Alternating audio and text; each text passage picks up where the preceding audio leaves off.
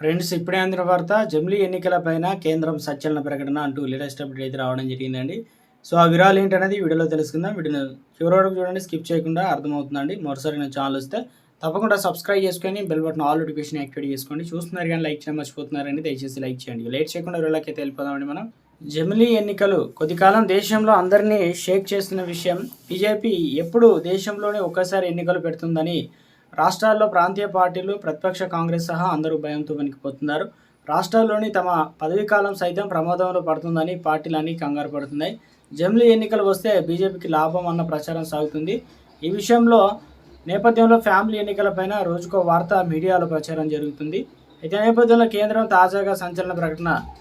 ఏదైతే కేంద్ర ఆర్థిక కార్పొరేట్ వ్యవహారాల మంత్రి నిర్మలా సీతారామన్ శనివారం ఒకే దేశం ఒకే ఎన్నిక భావన పైన వస్తున్నటువంటి తప్పుడు ప్రచారాన్ని ఖండించారు. రాబోయే ఎన్నికల్లో ఇది అమలు చేయబడదని ఆమె స్పష్టం చేశారు.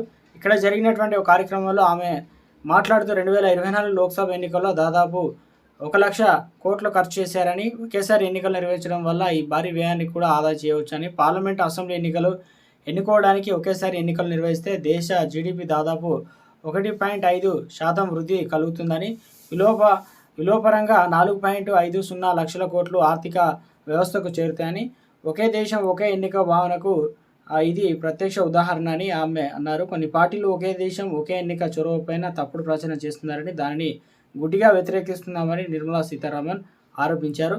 2034 తర్వాత ఒకేసారి ఎన్నికలు నిర్వహించాలని యోచిస్తున్నామని, అప్పటి రాష్ట్రపతి ఏదైతే ఆమోదం కోసం ఇప్పుడు పునాది వేస్తున్నామని ఆమె స్పష్టం చేశారు.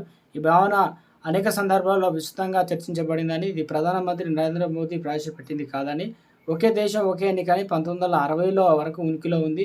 దీని ప్రయోజనాన్ని పరిగణలోకి తీసుకొని మద్దతు ఇస్తే ఒకే దేశం ఒకే ఎన్నిక భావన దేశాన్ని ముందుకు తీసుకెళ్తుందని కేంద్ర మంత్రి అయితే అన్నారు.